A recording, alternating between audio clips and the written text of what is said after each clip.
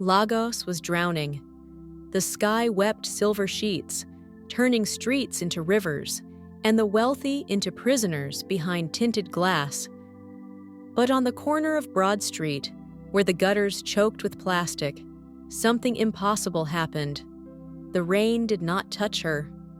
A woman sat there, her baby bundled in rags, both dry as bone in the storm. People rushed past, eyes averted, until one man, a billionaire in a car worth more than a village, saw. And what he did next would unravel a secret older than the city itself. His name was Obi, and Lagos bowed when he walked. His empire, oil, tech, towers that scraped heaven, was built on a single rule: move fast, never stop. But today, the rain forced his driver to halt at a dying traffic light. That's when Ease saw her. A woman, skin like midnight, polished by time, sitting cross-legged on cardboard. Her baby slept soundly against her chest, untouched by the storm. No umbrella, no shivering, just stillness. "Driver, wait." The command was sharp. His bodyguard tensed. "Oga, this area is not safe." But Easy was already stepping into the rain, his Italian shoes sinking into the mud. Up close, the woman's dignity burned brighter than the neon billboards above them. Her eyes, when she lifted them, held galaxies. "Mama," Ez began, reaching for his wallet. "Let me—" She cut him off with a whisper. "You see me." Not a question, a revelation. Around them, pedestrians hurried by, their gazes sliding over her like she was a ghost.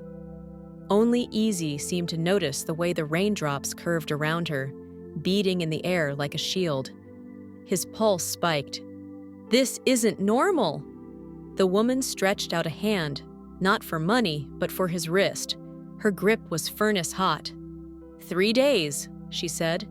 "Give me shelter for 3 days, no questions, and on the 4th morning, you'll understand."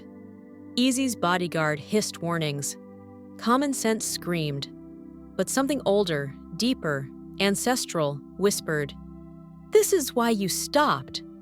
Against all logic, Easy nodded. His penthouse was a temple of steel and glass, but when the woman stepped inside, the air changed. The lights flickered. The ancestral masks on his wall, bought at auction, never understood, hummed.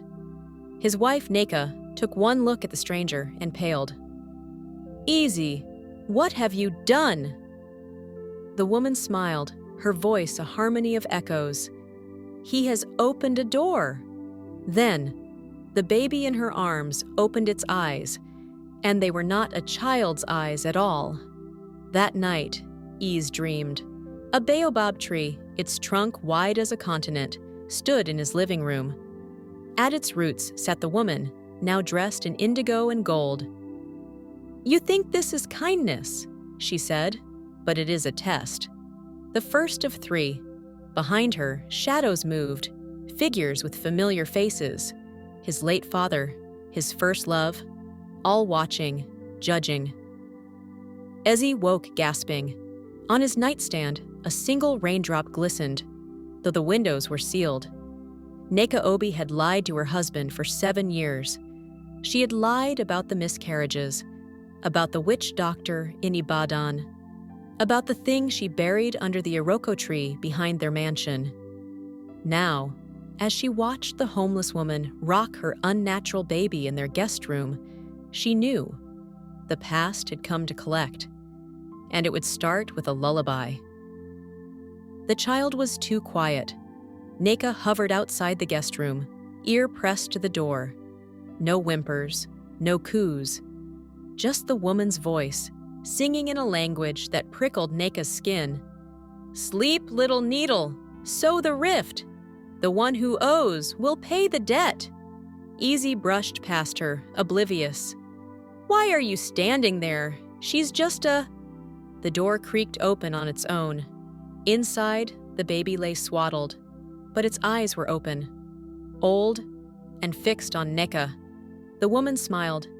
"You recognize the song, don't you?" That afternoon, Ease's empire began to crumble. His stocks plummeted. A rig exploded in the Niger Delta. His lawyer called.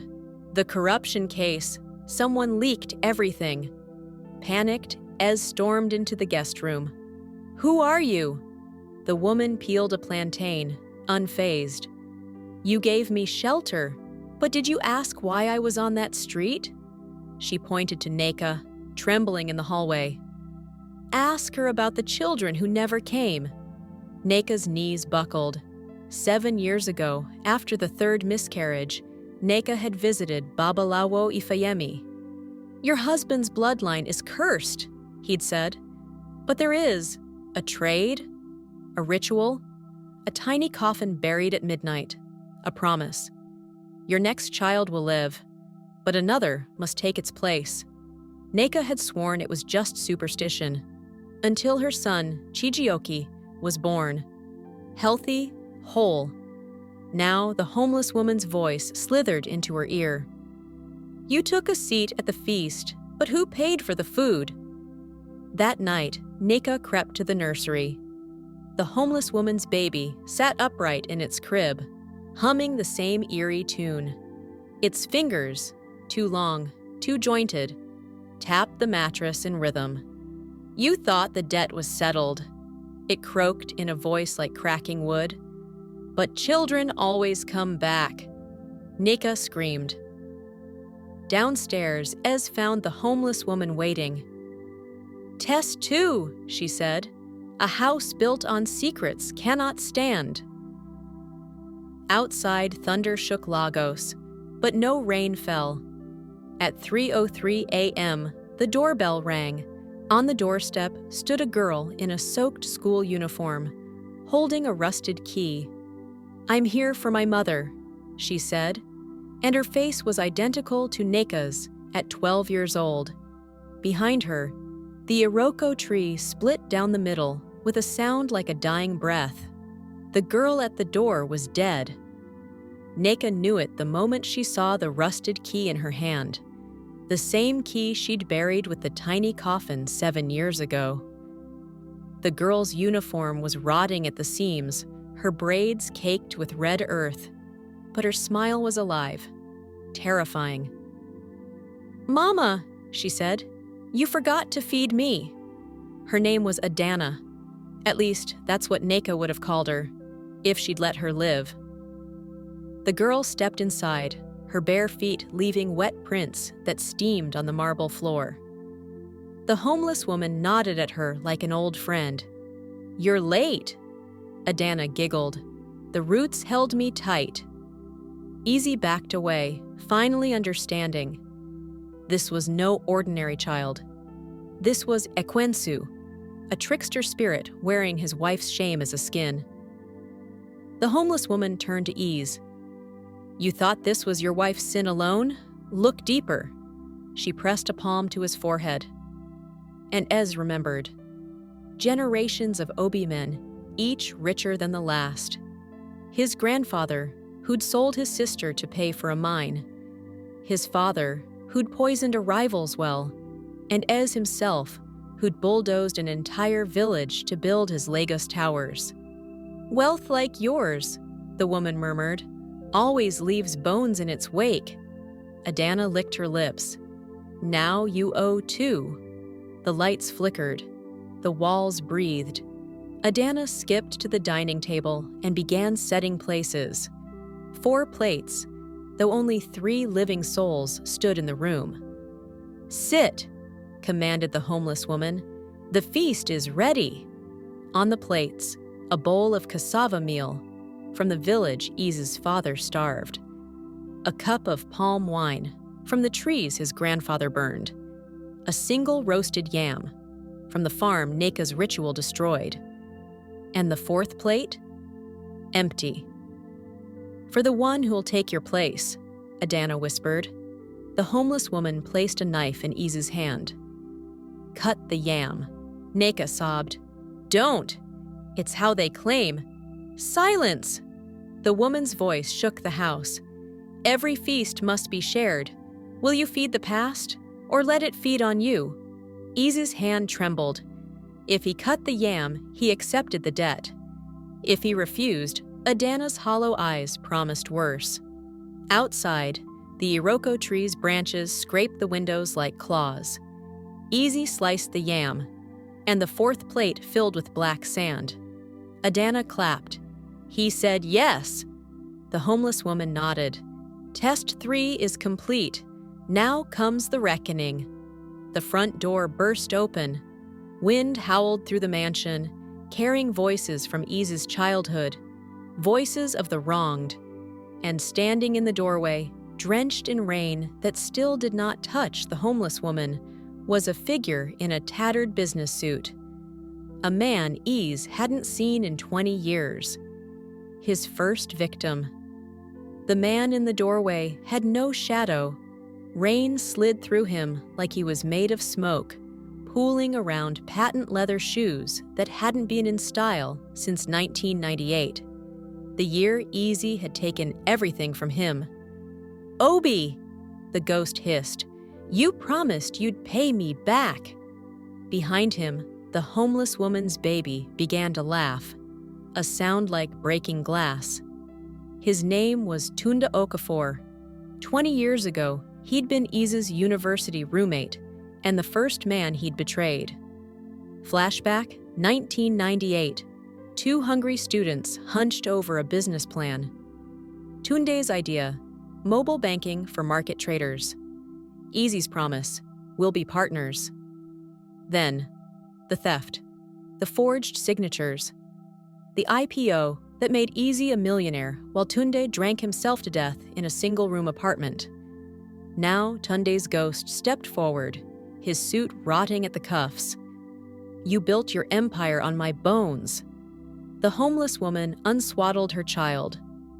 And the thing that uncurled was not human. Glowing amber eyes, skin like tree bark, a mouth too wide, lined with thorns. "Meet the judge," the woman said. The creature leaped onto the table, scattering the haunted feast. It sniffed Ez, then Neka, then licked Tunde's ghostly face. "Guilty!" it rasped. "All guilty!" Adana giggled. "Time to pay." The creature raised a clawed hand, and the mansion screamed. Walls cracked, family photos bled from the frames. The Iroko tree's roots burst through the floorboards, wrapping around Neka's ankles. "No!" Ezzy grabbed his wife. "Take me instead." The homeless woman tilted her head. Finally, a selfless act. Silence. Then, a sound like 1,000 pages turning. The creature's form shifted, melting into a figure Ease knew too well. His dead father. The ghost of Obi Sr. spoke. "You thought this was punishment?" "No, my foolish son. This is mercy." He pointed to the homeless woman. "She is Allah, the earth goddess. For generations, she watched our family spill blood for wealth. She could have drowned you in the Niger. Instead, she gave you a choice." Allah nodded. 3 tests, 3 chances to change. Shelter the weak, he'd passed. Face the truth, he'd barely survived. Sacrifice for another, he'd just begun. Now Allah extended a hand. One last step. "Give me your name," Allah demanded. Not his wealth, not his life. His name, the one that opened every door, the one stamped on skyscrapers, the one that meant king. Azy opened his mouth, but Neka lunged forward, gripping Allah's wrist. "Take mine instead. I'm the one who—" Allah's laughter shook the room. "Oh, daughter, you still don't understand." She snapped her fingers, and every light in Lagos went out. When the lights returned, Ease Obi was no longer a billionaire. He stood in the ruins of his penthouse, his tailored suit replaced by rough-spun cloth, his Rolex now a string of cowrie shells around his wrist. And when he reached for his wife, his hands passed through her. Neka screamed his name, but the sound was swallowed by the roar of the Iroko tree's branches bursting through the ceiling. Allah, the earth goddess, smiled. "Now you see." The homeless woman shed her skin like a cobweb. Beneath it, Allah stood revealed, a being of living soil and molten gold, her hair vines, her eyes twin eclipses. The baby in her arms was no child, but a seed pod from the world's first tree. "You thought you were being tested," Allah said, "but the test ended the moment you stopped your car." Easy's knees buckled. "Then why—" "This isn't punishment," whispered Tunda's ghost. "It's freedom." Allah snapped her fingers, and Lagos rewound. Easy saw himself that rainy afternoon, staring through his tinted windows. But now he saw what he'd missed. The beggar woman's face had been Neka's. The baby's cries had been his own voice as a child. The raindrops that avoided them spelled a name in Yoruba. O Tunwa. You still exist. You weren't helping a stranger, Allah said. You were choosing to see yourself. The seed pod in Allah's hands split open, revealing two thrones, one of gold for the man who'd reclaim his wealth by forgetting this night, one of roots for the man who'd vanish from history but remember the truth. Adana pressed a rusted key into Easy's palm, the same key Neka had buried. "Open your heart," the spirit child whispered, "or lock it forever." Ez turned to Neka, really looked at her, and saw the wounds his ambition had left, the way she flinched at raised voices, the loneliness in her eyes at parties, the miscarriages she'd blamed herself for. He knelt. "Take it all," he told Allah, "but let her remember me as I was today, not as the king, but as the man who knelt." Allah's laughter was the sound of 1,000 forests growing. When the sun rose, Lagos buzzed with news. Billionaire Ease Obi missing. Mysterious tree grows overnight in Ikoyi. But in a village near the Niger Delta, a woman named Neka tends a strange Iroko sapling that hums when the rain falls. Sometimes, a man with cowrie shell scars helps her, a man no one else sees. And on Broad Street, where the gutters still choke with plastic, the rain now avoids two spots, where a homeless woman once sat, and where a billionaire once knelt. The richest man is not who has the most, but who needs the least.